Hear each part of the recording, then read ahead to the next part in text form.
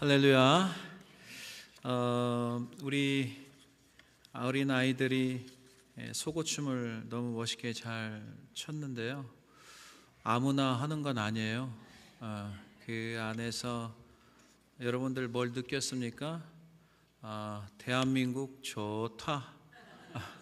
우리나라 좋다. 그게 핵심이에요. 그 내용이. 너무나 감사하고, 우리 아이들이 매주 토요일마다 얼마나 선생님들이 열심히 가르치는지, 다양한 언어를 구사한다는 게 얼마나 이게 축복된 일인지, 아무튼 여러분 자손들을 한국말이 잊지 않도록 보내주셔가지고 잘 배울 수 있도록 했으면 좋겠어요. 먼저 이제 설교 전에 저희 교회 방문하신 분 소개하겠습니다. 우리 김영숙 집사님 동생분인 콜로라도에서 오셨네요. 김영화 우리 성도님 계십니까? 우리 격려의 박수 한번 주시겠습니다. 반갑습니다. 그 다음에 저희 교회 방문한 어머니와 따님 이미미 성도님 계십니까? 잠깐 격려의 박수 주겠습니다. 어디 계세요? 잠깐만 일어나시겠어요? 예, 반갑습니다. 너무 감사합니다. 그 다음에 이제 한국에서 저희 교회 방문하신 최석정 목사님 네 분 오셨습니다. 격려의 박수 한번 주시겠습니다. 반갑습니다.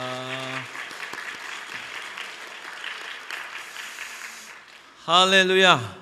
오늘은 어머니 날이죠. 우리 옆 사람하고 해피 마더스 데이 한번 격려하면 좋겠습니다. 해피 마더스 데이. 반갑습니다. 네, 감사합니다.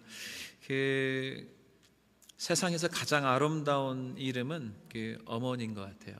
어머니의 단어라는 그것은 굉장히 마음을 푸근하게 하고 좀 안정감 있고 누구나도 부르고 싶은 그런 단어가 아닌가 봅니다.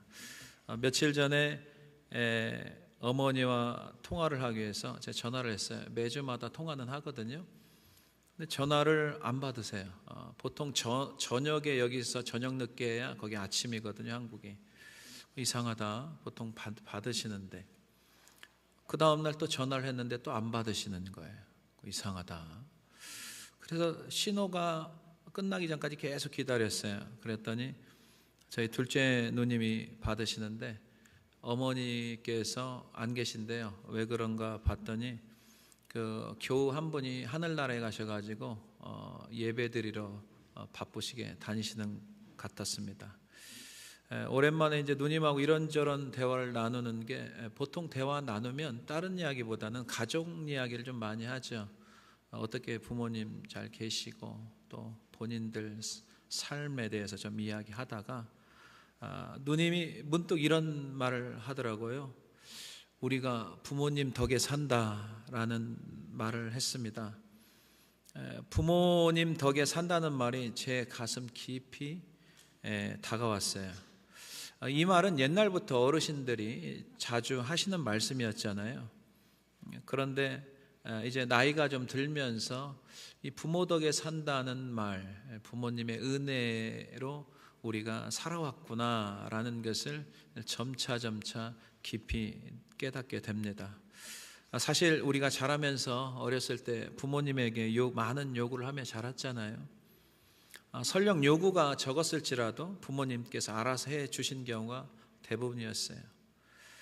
그리고 부모님 은혜로 자녀들은 점점 성장하지만 부모님은 반대로 점점 쇠약해지십니다. 그러면 자녀들이 알아서 부모님을 보살피면 좋은데 또 그렇지 못한 경우가 너무 많아요. 그렇다고 부모님이 자식들에게 일일이 또 요구하는 경우는 그렇게 또 많지도 않잖아요. 아무 말씀하지 않으시고 오직 자식 잘 되기만을 바라는 게 우리 부모님들 아닌가 생각합니다. 오래전에 마음이 쉬는 의자에 나온 글인데 참 공감이 많이 가는 내용이어서 한번 여러분들 어머님, 아버님 생각하시면서 한번 들었으면 좋겠어요. 우리 어머니는 엄마가 보고 싶지 않은 줄 알았습니다. 어머니는 친구가 한 사람도 없는 줄 알았습니다. 어머니 몸은 절대 아프지 않은 어떤 특별한 몸인 줄 알았습니다. 어머니는 어렸을 때부터 아무 꿈도 품은 적이 없는 줄 알았습니다.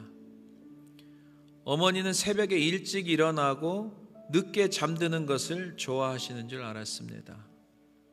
어머니는 특별히 좋아하는 음식이 한 가지도 없는 줄 알았습니다. 어머니는 짧은 파마머리만 좋아하시는 줄 알았습니다. 저도 아줌마 파마만 있는 줄 알았어요. 그랬더니 스트레이트 파마도 있더라고요. 나중에 알았어요.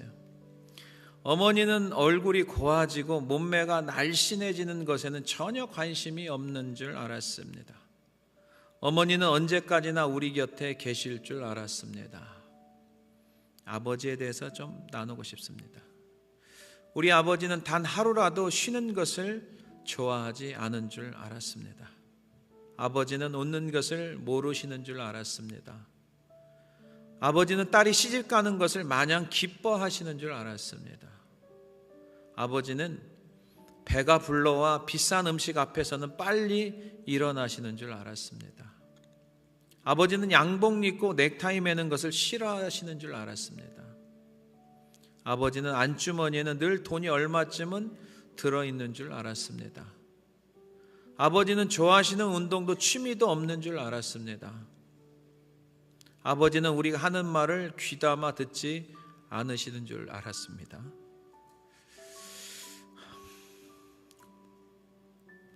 아버지는 아무리 깊고 험한 길을 걸어가도 조금도 두려워하시지 않는 줄 알았습니다. 아버지 눈에는 눈물이 한 방울도 없는 줄 알았습니다. 아버지는 우리가 객지로 떠나는 것을 좋아하시는 줄 알았습니다. 이와 같은 오해를 자녀들은 오랫동안 해왔던 우리들입니다. 이제는 자녀로서 진정 부모님의 즐거움을 위해 후회 없는 효도를 다짐하는 우리 한비전 공동체 성도님들이 다 되시기를 주님의 이름으로 간절히 축원해 드립니다. 사랑하는 성도 여러분, 바쁜 일상 속에서 우리는 부모님 생각하는 것보다 내가 먹고 사는 문제, 자식 문제에 더 많이 치우쳐 살았습니다.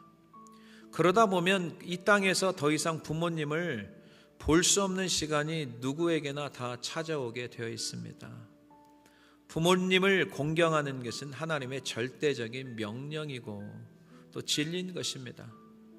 그 말씀을 따라 사는 것이 하나님을 기쁘시게 하는 뜻임을 오늘 다시 한번 깨닫는 우리 한비전 공동체가 다 되시기를 주님의 이름으로 간절히 축원해 드립니다.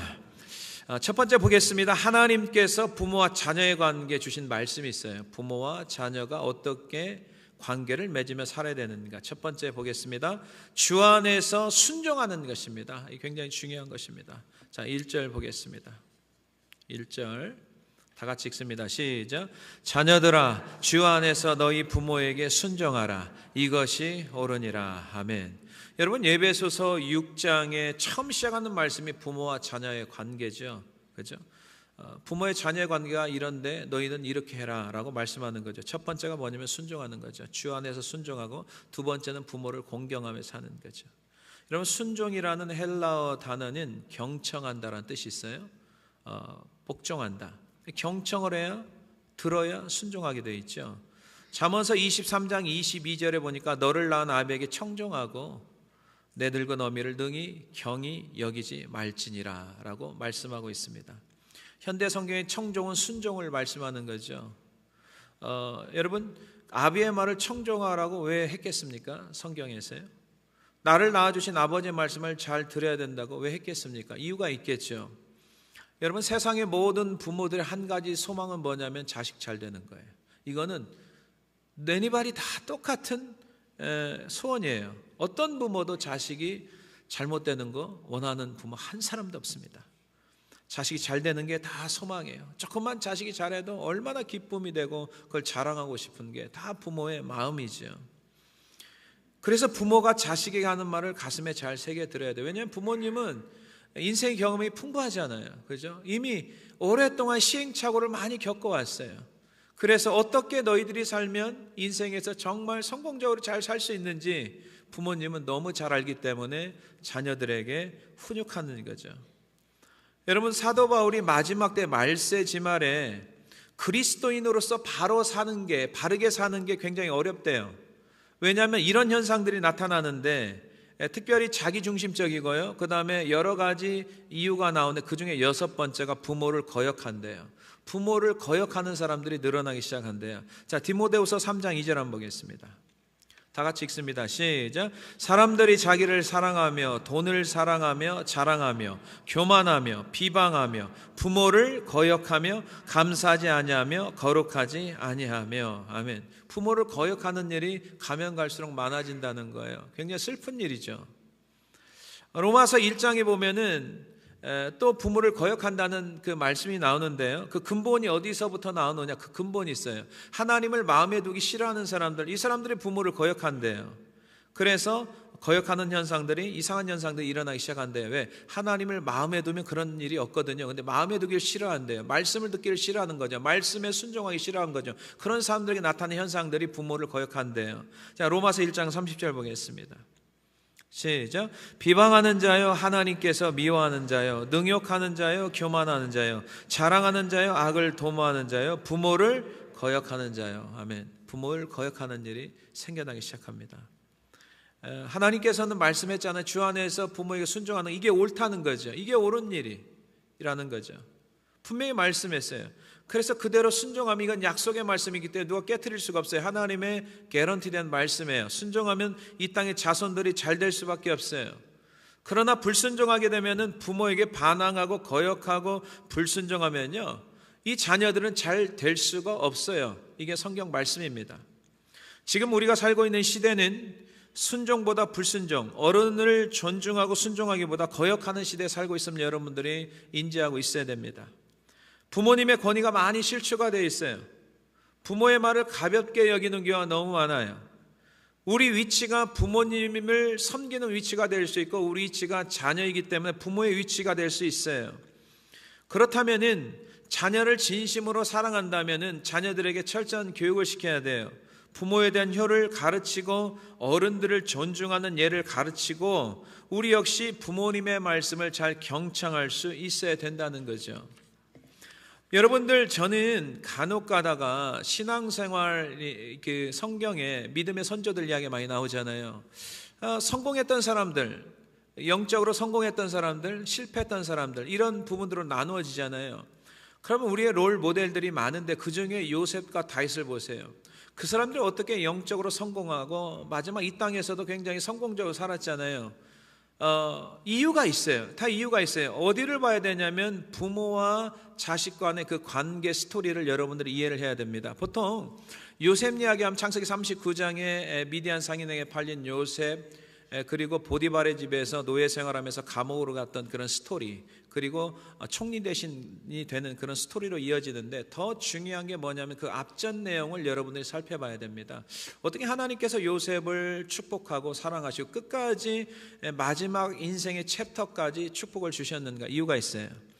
자, 그 이유 중에 하나는 뭐냐? 아버지 말씀에 순종했어요. 어디를 보면 알 수 있냐면 창세기 37장으로 거슬러 올라가야 돼요. 거기에 야곱이 아들 요셉에게, 야, 너 형들이 있는 세겜 땅에 가서 형들의 안부를 좀 보고 와라, 그런 장면이 나오거든요. 여러분, 세겜은 어떤 동네냐면요, 요셉의 그 누나 디나가 세겜 사람들에게 안 좋은 사건, 안 좋은 일이 벌어진 그런 장소 아니겠습니까? 형제들이 자기의 누이를 그렇게 한 세겜 족속들을 다 죽이는 피바다 사건이 있었던 장소가 세겜이라는 장소입니다. 근데 이제 그 야곱의 아들들이 세겜에서 지금 양들을 치고 있기 때문에 아버지가 너무 궁금한 거예요. 그래서 요셉을 시켜서 보냅니다. 여러분, 지금 헤브론에서 세겜까지는 가까운 거리가 아니라 60마일이라고 기록하고 있습니다. 60마일이면 약 96km, 약 100km 정도 되는데, 그 어린 티네이저인 요셉에게 아버지가 말씀을 했을 때 요셉이 100km가 넘는 거리를 운전하고 가는 것도 아니고 분명히 걸어서 가던 어떤 짐승을 타고 가던 그런 굉장히 어려운 거리인데도 요셉은 순종하는 거예요. 이게 중요한 포인트입니다. 자, 창세기 37장 13절 보겠습니다. 즉각 순종합니다. 13절 시작. 이스라엘이 요셉에게 이르되 내 형들이 세겜에서 양을 치지 아니하느냐? 너를 그들에게로 보내리라. 요셉이 아버지에게 대답하되 내가 그리하겠나이다. 아멘. 이때 17살, 16살 그 정도 됐겠죠. 순종합니다. 그 하이스쿨밖에 되지 않아요? 그죠? 나이를 많이 먹은 하이스쿨 수준인데 그래도 예, 그리하겠습니다. 자신의 양 안전이나 형편을 생각하면 순종할 수 없겠죠. 왜냐하면 무슨 밤에 불이 있겠습니까? 그 땅에 정말 도로가 잘 나 있겠습니까? 그럼에도 불구하고 순종하죠. 불순종한 사람들은 특징이 있어요. 항상 자기 생각을 먼저 하죠. 자기 형편을 생각하고 자기 사정을 생각하면은 어떤 질서에도 순종할 수 없는 거죠. 요셉이 이제 세겜 땅에 어렵게 도착했습니다. 세겜 땅에 형들이 없는 거예요. 그래가지고 두리번 보는데 어떤 사람이 나타나가지고 이보시오, 당신의 형들은 지금 세겜에 있지 않고 도단에 가 있습니다. 그래요. 그렇죠. 왜냐하면 양치는 목동들은 움직이잖아요. 움직이면서 풀을 뜯고 또 움직이고 그러잖아요. 근데 세겜에서 도단까지 또 얼마나 가야 되면 15마일을 더 가야 되는 거예요. 이때 요셉은 도단까지 가서 형들을 만나게 됩니다. 여러분, 순종이라는 건 뭐냐면 끝까지 일을 수행하는 것, 이게 순종이에요. 부분 순종이 아니에요. 끝까지 수행하는 거예요. 여러분, 그 후에 형제들 만나서 이제는 구덩이에 묻힐 뻔했고 그 다음에 미디안 상인에 팔려가잖아요. 굉장히 중요한 스토리죠. 하나님의 놀라운 계획은요, 요셉을 총리 대신 그 이후에 그 형제들을 이제 이방 땅에서, 이제 그 땅에서, 이스라엘 땅에서 애굽의 나라로 옮기는 그 이민의 놀라운 역사를 준비하고 있었잖아요. 만약에 여러분 한번 생각해 보십시오. 아버지가 요셉에게 형들의 안부를 물어보고 가라고 했을 때 만약에 불순종했다고 생각해 보세요. 요셉의 인생은 거기서 끝나는 거예요. 요셉의 인생은 다음 장면이 안 나요. 미디안 상인으로 팔려가야 돼요. 그리고 보디발의 집으로 가야 돼요.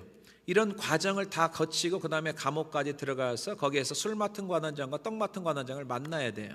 그래야 그 다음에 애굽의 왕을 만나고 총리 대신이 되고 그 다음에 자기들의 형제들을 이제 이민시키는 그런 하나님의 빅 프로젝트에 들어갈 수 있는 거죠. 근데 불순종했다고 생각해 보십시오. 그런 과정이 다 깨져버리는 거죠. 그래서 순종이 중요한 거예요. 결국은요, 이제 요셉이 도단에 가서 형제를 만난 그 스토리가 시작이 되면서 창세기 39장 40장으로 연결이 되는 것입니다. 여러분, 다윗도 마찬가지더라고요. 다윗을 보면은 이스라엘의 역사 가운데 2대 왕이 됐는데 40년간 통치를 해서 성공적인 왕이 됐잖아요. 그 전에 스토리를 쭉 봐야 됩니다. 어떻게 해서 하나님께 다윗을 쓰셨는가? 여러분들 아시겠지만 아버지 이새의 심부름을 시킵니다. 왜냐하면 8형제 중에 3명의 형들이 전쟁에 끌려간 거죠. 그래서 이제 블레셋과 전쟁하잖아요. 아버지가 다윗을 부릅니다. 먹을 것을 주면서 형들의 안부를 묻습니다. 여러분, 다윗은 8번째예요. 다윗의 그 위에 형제 4명은 지금 전쟁터에 안 갔어요. 충분히 다른 형들을 시킬 수 있지만 아버지 이새는 막내 아들 다윗을 시킵니다. 왜 시키는 줄 아세요? 그 중에 가장 순종했던, 아버지 말을 잘 들었던 다윗을 시키는 거예요. 여러분, 이 사건 있죠. 사무엘상 16장에 사무엘이 하나님 말씀대로 이새와 아들들을 성소에 초청하잖아요. 그리고 제사를 드리잖아요. 그러면서 하나님의 기름 부은 종이 여기 있다고 말씀하잖아요. 첫 번째, 엘리압인 줄 알았어요. 하나님께서 리젝 시킵니다. 아니다. 두 번째, 세 번째 계속 하니까 하나님께서 노아 그러는 거죠. 나는 사람을 외모로 취하지 않고 그 사람의 마음의 중심을 본다고 했잖아요. 이새에게 묻습니다. 사무엘이 더 아들이 없느냐 그랬더니 아버지 양을 끝까지 지켰던 다윗이 하나 막내가 있습니다. 그를 불러와라. 그래서 그에게 기름 붓지 않습니까? 형들이 다 가더라도 다윗은 아버지의 양들을, 이 다윗의 양이 아니에요. 아버지 거예요. 끝까지 책임지는 그 모습을 우리가 볼 수가 있습니다. 여러분, 만약에 다윗이 아버지의 심부름을 가지 않는다고 거절했다면 다윗이 골리앗을 만날 수가 없어요. 골리앗을 만나야 돼요. 그래서 골리앗을 쓰러뜨린 다음부터 계속해서 하나님의 계획대로 들어가는 거죠. 만약에 불순종했다면 골리앗을 만나지 못했고 다윗은 왕이 되지 못했을 것입니다. 우리 인생도 마찬가지예요. 여러분들 한 사람 한 사람을 위해서 하나님께서 놀라운 프로젝트, 계획을 갖고 있는 거죠. 그 계획이 끝까지 이루어지기 위해서는 여러분, 가정에서 먼저 부모에게 순종하는 자가 되어야 될 줄로 믿습니다. 불순종하면 하나님께서 보시기에 옳은 행위가 아니에요. 사랑하는 성도 여러분, 우리에게 생명을 물려주신 부모님 말씀에 순종하지 않으면서 보이지 않는 하나님의 말씀에 순종한다는 것 어불성설입니다. 주 안에서 부모에게 순종하는 자녀들은 그 순간부터 하나님의 은혜가 부어지기 시작하는 거죠. 하나님이 함께하는 거죠. 우리에게 부모님이 계시다면 순종으로 나가시고, 나에게 만약에 자식이 있다면 부모 말씀에 순종하도록 어려서부터 잘 가르쳐서 이 땅에서 하나님의 자손들이, 후손들이 하나님의 주시는 축복된 삶을 살아가시는 우리 한비전 공동체가 다 되시기를 주님의 이름으로 간절히 축원해 드립니다. 그 다음에 두 번째 보겠습니다. 하나님께서 부모와 자식 간의 관계, 첫 번째 주 안에서 순종하라, 이게 옳은 거라고 했죠. 두 번째가 나오죠. 부모님을 공경하라 라고 말씀하고 있습니다. 공경해야 됩니다. 자, 2절 보겠습니다. 다 같이 읽겠습니다. 시작. 내 아버지와 어머니를 공경하라. 이것은 약속이 있는 첫 계명이니. 아멘. 여러분, 10계명에서 1에서 4계명은 대신계명, 하나님과 나와의 관계, 그 다음에 5계명부터 10계명까지 대인계명에서 사람과 사람 사이의 계명, 그것의 첫 번째 계명이 내 부모를 공경하는 5계명이죠. 굉장히 중요하죠. 부모님을 공경하는 것은 모든 계명의 기초가 되는 거죠. 그리고 부모님을 공경하는 사람이 하나님도 잘 섬길 수 있다. 하나님을 경외하는 사람이 부모님을 공경할 수 있다. 이게 연관성이 있죠. 여러분, 공경이라는 원래 히브리어 단어가 있습니다. 카베드, 무겁다라는 뜻입니다. 무겁다라는 동사에서 파생된 명사인 우리 몸의 간장이 카베드입니다. 간장. 사람의 내장 중에 가장 무거운 부분이 간장이라고 합니다. 약 3파운드가 된대요. 우리 몸의 간이 중요한 역할을 하듯이 부모님을 귀히 여기라는 뜻입니다. 부모님을 간장처럼 귀히 여기라. 간장이 헬라어로는 티마라는 뜻입니다. 티마라는 것은 뭐냐면은 보물이라는 뜻입니다. 부모님을 보물처럼 귀히 여기라라는 말씀입니다. 여러분, 부모님에 대하여 우리가 가질 수 있는 기본적인 자세는 하나님의 대리자로 보는 것입니다. 이스라엘 민족은 부모님을 공경하는 것, 하나님을 섬기는 계명 다음으로 굉장히 중요하게 여기고 있습니다. 여러분, 부모님을 왜 우리가 공경해야 되죠? 나를 낳아주셨다는 그 한 가지만으로 충분한 공경할 대상이 되는 거죠. 부모님이 안 계시면 우리가 어떻게 있겠습니까? 부모님을 통해서 우리가 이 땅에 나올 수 있도록 되어 있는 거 아니겠습니까? 부모님을 공경하는 것은 곧 하나님으로부터 자신을 인정받는 길입니다. 비록 부모님이 힘이 없고 배우지 못하고 때로는 인격적으로 훌륭한 것이 없더라도 자식은 부모를 경시하거나 함부로 하는 대상이 아닌 공경의 대상임을 우리가 분명히 오늘 다시 한번 깨달아야 될 줄로 믿습니다. 며칠 전에 우리 교회 성도분이 주일에 나오지 못했어요. 제 아내가 이제 전하신 바를 아는데 제가 옆에 있어서 좀 들을 수 있었어요.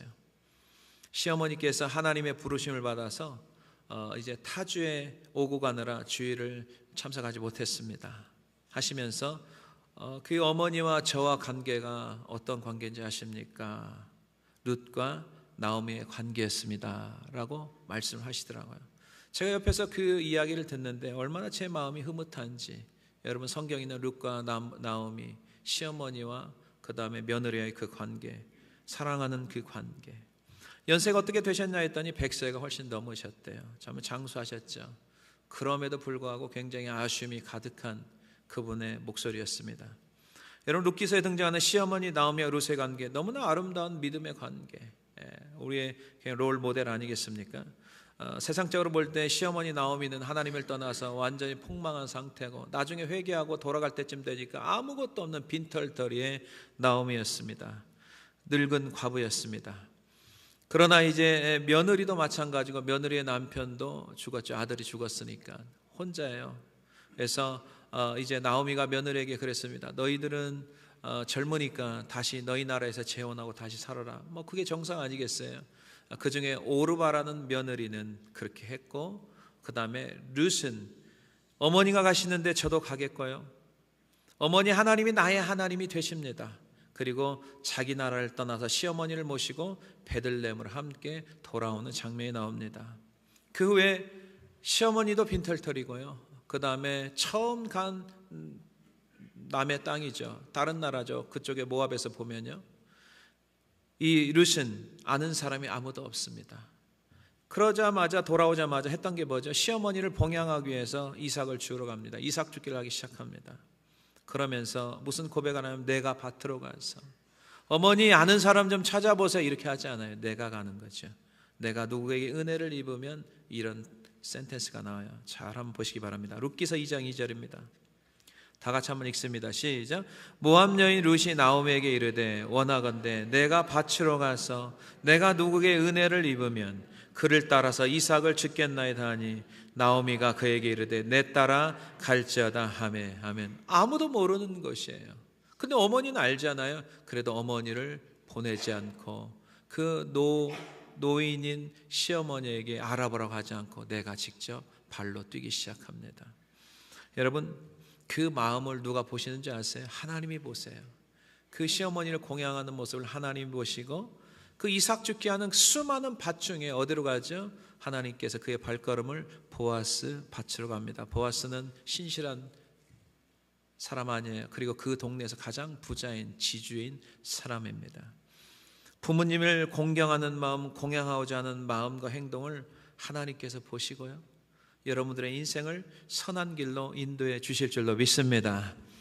여러분 룻이 보아스 밭에서 얼마나 열심히 일하는지 그 베들레헴 동네 사람들이 다 알았고 심지어 밭의 주인 보아스 귀에까지 들렸습니다. 여러분 한두 번 잘해서 잘했다는 소문이 나는 게 아니에요. 그게 계속적으로 반복되고요, 동일하게 변함없이 이루어져야 소문이 잔잔하게 다 동네 전체에 퍼지는 거죠. 여러분 보아스가 자기 귀에 들려서 어떤 말을 하는 줄 아십니까? 자, 룻기서 2장 12절 보겠습니다. 오랫동안 시어머니를 섬겼어요. 시작. 보아스가 그에게 대답하여 이르되 내 남편이 죽은으로 내가 시어머니에게 행한 모든 것과 내 부모와 고국을 떠나 전에 알지 못하던 백성에게로 온 일이 내게 분명히 알려졌느니라. 자, 12절 축복의 메시지를 줍니다. 시작.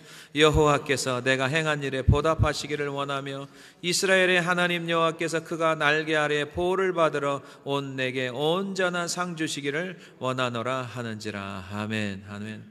여러분 부모님을 정성스럽게 공양하고 그게 장인 장모님이 됐건 시어머니 시아버지가 됐건 내 부모님이 됐건 상관없어요. 어른들을 존경하고 존중하는 삶을 살아가는 그 사람들에게 하나님께서 반드시 그 행한 일을 보시고 보답해 주실 줄로 믿습니다. 하나님이 보답해 주시는 거죠. 여러분 룻기는 1장, 2장, 3장, 4장밖에 없어요. 그 과정이 굉장히 스토리가 굉장히 기가 막힌 말씀이 나오는데 마지막 4장에 보면은 보아스와 룻이 결혼을 합니다. 이거 말도 안 되는 거죠. 같은 민족이 아니에요. 그렇죠? 같은 나라 사람이 아니죠. 이방 사람이죠. 이방 여인이죠. 그리고 이 여인은 이미 결혼하며 실패한 사람이에요. 재혼한 거 실패했죠. 그리고 가진 게 하나도 없어요. 근데 어떻게 그 동네 가장 큰 지주와 결혼할 수 있습니까? 여러분 이거는 하나님의 은혜고요, 하나님께서 그 부모 그 시어머니를 정성과 사랑으로 돌봤던 그 모습을 보시고 하나님께서 룻에게 놀라운 은혜를 주시고 인생을 역전시켜 주신 줄로 믿습니다. 여러분 다윗의 계보를 잇는 다윗의 할아버지 오벳을 낳게 됩니다. 그리고 하나님께서 나중에 그 쭉 계보를 내려가면 거기서 예수님이 탄생하는 예수님의 족보에 드는 사건이 벌어지는 거죠. 엄청난 사건이죠. 여러분 작년 송구 영신 예배 때 이제 축복의 안수 기도를 해주잖아요. 축복의 안수 기도를 해줍니다. 어떤 자매님이 아들하고 나왔어요. 서원 기도 제목을 쪽지를 가지고 나왔어요. 기도를 이제 간절히 축복 기도를 합니다. 그 중에 기도 제목 중에 하나가 뭔지 아세요? 우리 시아버님이 교회로 나오게 할 수 있도록, 예수를 믿게 할 수 있도록 그런 기도 제목을 나왔어요. 함께 기도하는 그 자매님의 눈에는 눈물이 글썽글썽 거렸습니다. 자매님의 눈물 가운데 간절함과 신실함이 있었어요. 4개월이 지난 주일, 이제 5월 첫째 주일이었죠. 예배 시간이 돼서 제가 목양실에 나오는데 그 자매님을 봤어요. 그 자매님이 어느 노인분을 모시고 오는 거였어요. 자세히 보니까 그 자매님의 시아버님이었습니다. 이땐 좀 아멘 좀 하셔야죠. 할렐루야. 제가 속으로 얼마나 기뻤는지 몰라요. 여러분 그 시아버지의 영혼을 위해서 간절히 기도할 정도면 시부모에게 잘하는 거죠. 그렇죠? 사람이 살면서 갈등 없는 집안이 어디 있겠어요? 많은 어려움들이 있었을 거예요. 그럴 때마다 기도하고 믿음으로 잘 이기고 사랑하고 섬기는 그 자매를 보시고 하나님께서 은혜를 부어주신 줄로 믿습니다. 나를 낳아주신 분도 부모님, 그렇죠? 내 아내나 남편을 낳아주신 시부모님이나 장인장모님 다 동일해요. 우리의 부모님이세요. 여러분, 좀 더 나아가서 좀 확대해 볼까요? 우리 한비전 공동체 어르신들이 계세요. 저는 그 어르신들도 우리의 부모님이라고 저는 생각합니다. 그래서 어르신들을 보면 사람의 가장 기본 예절인 인사를 잘해야 돼요. 옛날부터 어른들이 그래요. 어른을 알아본다고 그런 말 많이 하죠. 왜냐하면 그 말은 뭐냐면 사람이 됐다는 거예요. 어른을 알아볼 정도 되면 사람이 됐다. 그 말은 뭐죠? 어른에게 인사를 잘하고 깍듯이 대하는 그런 젊은 사람들에게 표현하는 말이죠. 여러분, 그 성경에는 이렇게 나와 있어요. 어른들을 공경하고 섬기는 게 하나님 말씀이라는 거죠. 그래서 어른을 공경하고 섬기는 그 사람도 하나님의 놀라운 축복과 은혜가 부어질 줄로 믿습니다. 여러분, 레위기서 19장 32절 보겠습니다. 성경 말씀을 가슴 깊이 새기세요. 시작. 너는 셋머리 앞에서 일어서고 노인의 얼굴을 공경하며 내 하나님을 경외하라. 나는 여호와이니라. 아멘. 셋머리 앞에서, 셋머리라는 것은 나이 많은 노인분들을 말씀하는 거죠. 그분들을 공경하고 받들어 보셔라. 이게 너희 하나님 말씀이다라는 거죠. 그래서 어른들에게 깍듯이 대하고 또 예의 범죄를 있게 대하면 하나님께 그 모습을 계속 지켜보고 있는 거죠. 부모님, 또 장인장모님, 또 주변에 있는 어르신들을 잘 모시고 섬기는 그 교회가 복을 받을 것이며 그 가정이 복을 받을 것이며 그 후손들도 하나님 말씀대로 축복이 임할 줄로 믿습니다.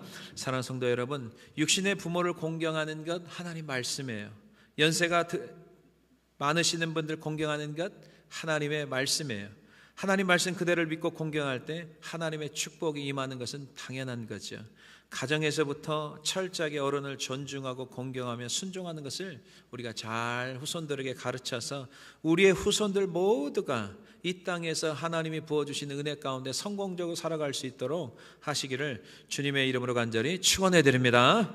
그 다음에 마지막 보겠습니다. 하나님 보시기에 옳은 일, 다시 한번 반복합니다. 주 안에서 부모님에 순종하는 것, 약속 있는 첫 계명, 부모를 공경하며 살아가는 그 후손들이 받는 축복이 있어요. 성경에 이렇게 나와 있죠. 이 땅에서 잘 된대요. 그리고 장수하며 살아간대요. 자, 3절 보겠습니다. 시작. 이로써 내가 잘 되고 땅에서 장수하리라 하면, 이 땅에서 잘 될 수 있도록 하나님께서 곳곳마다 은혜를 부어주시죠. 그리고 그 쌓아두신 은혜가 그 효도하는 그런 하나님의 백성들에게 부어지기 시작합니다. 여러분, 효는 부모를 섬기는 자녀의 도리라고 했습니다. 부모를 공경하는 것을 부정하는 그 순간 인간 되기를 포기하는 것과 마찬가지입니다. 옛날에 코미디언이 이런 말을 했죠. 지구를 떠나거라. 이런 말을 혹시 들어본 적 있습니까? 나이가 좀 드신 분들은 아는데, 아무튼 부모님께 효를 하는 것이 어떤 도덕이나 윤리가 아니라 하나님의 진리의 말씀이고 명령이라는 것, 여러분들이 기억하며 살아야 됩니다. 여러분, 내 부모를 공경하라. 이게 어디 나오죠? 십계명에 나오죠. 출애굽기 20장 12절에 나와 있어요. 그리고 신명기에 다시 또 등장이 되죠. 신명기 5장 16절에 등장하죠. 출애굽기에 등장하는 십계명은 하나님께로부터 모세가 이제 두 돌 위에 하나님의 말씀을 받잖아요. 그 내용이고, 신명기에 나타난 내용은 뭐냐면은 모세가 가나안 땅에 들어가는 2세들을 향해서 다시 반복해서 말씀하는 메시지 십계명 내용이 그게 신명기 5장 16절 말씀입니다. 이 말씀을 이제 기초로 해서 오늘 본문의 말씀을 사도 바울이 인용해서 말씀하는 거죠. 여러분, 신명기 5장 16절을 한번 보겠습니다. 다 같이 한번 읽습니다. 시작. 너는 내 하나님 여호와께서 명령한 대로 내 부모를 공경하라. 그리하면 내 하나님 여호와가 내게 준 땅에서 내 생명이 길고 복을 누리리라. 아멘. 부모를 공경하는 모든 백성들은 복을 누리며 사는 거죠. 복을 누리게 돼 있죠. 여러분, 부모 공경은 하나님의 약속된 계명이죠. 부모 공경으로 인한 축복, 하나님의 약속의 계명입니다. 여러분, 인간을 위한 첫 번째 계명이 뭐라고 했죠? 제5계명이죠. 내 부모를 공경하라. 그 다음에 6, 7, 8, 9, 10 내용이 쭉 나와 있죠.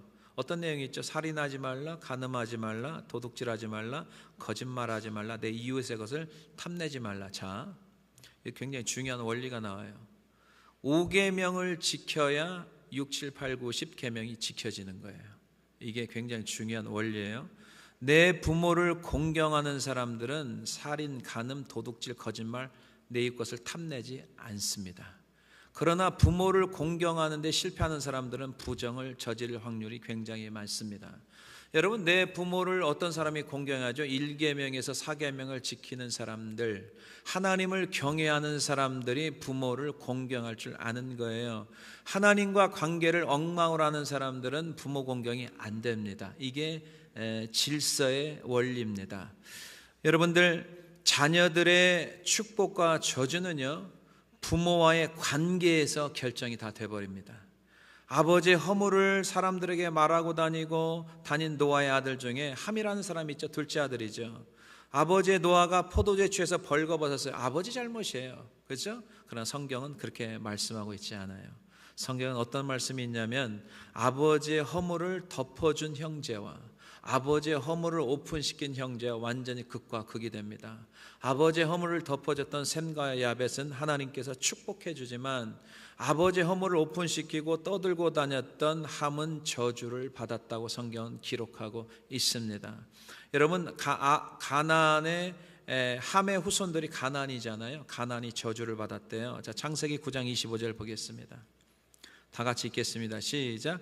이에 이르되 가나안은 저주를 받아 그의 형제 종들의 종이 되기를 원하노라. 아멘. 이 하나님 말씀입니다. 허물을 덮어줬던 형제들, 허물을 오픈시켰던 형제, 완전히 극과 극의 삶을 살았던 것입니다. 여러분들, 아버지 허물을 덮어준 셈과 야벳은 이 땅에서 창대케 주었다라고 성경은 기록합니다. 말씀 그대로 그 두 형제의 가문은 창대해졌습니다. 여러분, 사무엘상 1장과 2장에 두 가정의 비교가 되는 장면이 나오죠. 엘가나와 한나, 평신도 가정입니다. 그러나 한나가 이제 굉장히 신실하게 하나님 앞에 기도해서 이제 억울한 일이 있었지만은 그 모든 억울함을 사람에게 토로하지 않고 하나님 앞에 가서 정말 죽기 살기로 기도하는 장면이 나옵니다. 기도를 통해서 누가 나오죠? 사무엘이 등장이 되죠. 어려서부터 사무엘을 믿음으로 잘 길렀습니다. 성전에서 봉사할 수 있도록. 그리고 이제 어머니의 신앙 교육이 그대로 흘러가는 거죠. 그러나 반면에 2장에 가면은 이제 제사장의 가정이 나오죠. 엘리 제사장의 가정이 나오죠. 엘리 제사장의 아들들이 홈리와 비나스거든요. 그 사람들도 다 제사장이에요. 지금으로 목회자 가정이죠. 근데 안타깝게도 목회자 집안이지만 어려서부터 교육이 안 돼 있던 자녀들이에요. 하나님을 알지 못하고요, 하나님 앞에 제사를 잘못 드려서 하나님 앞에 멸시하는 제사를 드립니다. 하나님 앞에 드려졌던 제물을 먼저 탈취하는 사건이 벌어지죠. 그리고 성막에 있는 여인들을 손대기 시작합니다. 이게 한두 번이 아니라 계속적으로 반복돼서 진행이 됐기 때문에 그 백성들 사이에 소문이 다 이미 퍼졌습니다. 엘리 아버지가 경고를 합니다. 근데 경고를 듣지 않습니다. 왜 듣지 않는 줄 아세요? 어려서부터 불순종하는 아이들은 나이가 들어도 순종하기가 어려운 거죠. 교육이 안 된 거죠. 결국에는 하나님께서 어떻게 했습니까? 전쟁터에서 죽게 합니다. 그래서 그 가정 전체가 초토화가 되는 사건이 벌어집니다. 여러분들, 부모님의 소원이 뭐죠? 자녀들 잘 되는 거예요. 자손들이 잘 되는 비결 오늘 분명히 말씀해 줬습니다. 여러분, 자손들이 잘 되는 비결, 주 안에서 순종하는 것, 그리고 부모를 공경하는 그 신앙교육이 철저하게 이루어지는 가정에서 하나님의 놀라운 축복이 그 후손들에게 부어질 줄로 믿습니다. 여러분, 이 약속의 말씀을 믿으셔야 돼요. 여러분, 개인적으로 내 생각으로 자녀를 훈육해서는 아무런 소용이 없습니다. 왜냐하면 우리 어르신들이 이미 다 경험하셨어요. 그래서 뭐라고 말합니까? 자녀들 내 맘대로 안 된다는 이야기 많이 들었죠. 맞습니다. 그게 맞습니다. 내 맘대로 자녀 교육이 안 되는 거예요. 어떻게 해야 되냐면 말씀으로 교육시켜야 되는 거죠. 말씀이 자녀들에게 임해야 되는 거죠. 거죠. 이 약속의 말씀을 믿고 순종한다면 하나님께서 여러분들의 자손들, 손주들, 천대까지 이 땅에서 잘되고 성공적인 인생으로 살아가게 될 줄로 믿습니다. 사랑하는 성도 여러분, 오늘 주신 하나님의 말씀을 가슴 깊이 새기셔야 됩니다. 자녀의 미래는 부모의 관계에서 이미 결정이 돼버리는 거예요. 오늘부터라도 철저히 가정에서 말씀 교육시키십시오. 주 안에서 부모에게 순종하는 게 옳은 일이고 부모를 공경하는 게 약속의 첫 계명이라는 사실을 가르치시고, 반드시 하나님께서 우리 후손들에게 생명이 길고 하는 일마다 잘 되어짐을 믿고 나가는 우리 한비전 공동체가 다 되시기를 주님의 이름으로 간절히 축원해 드립니다. 이 시간에 함께 기도했으면 좋겠습니다.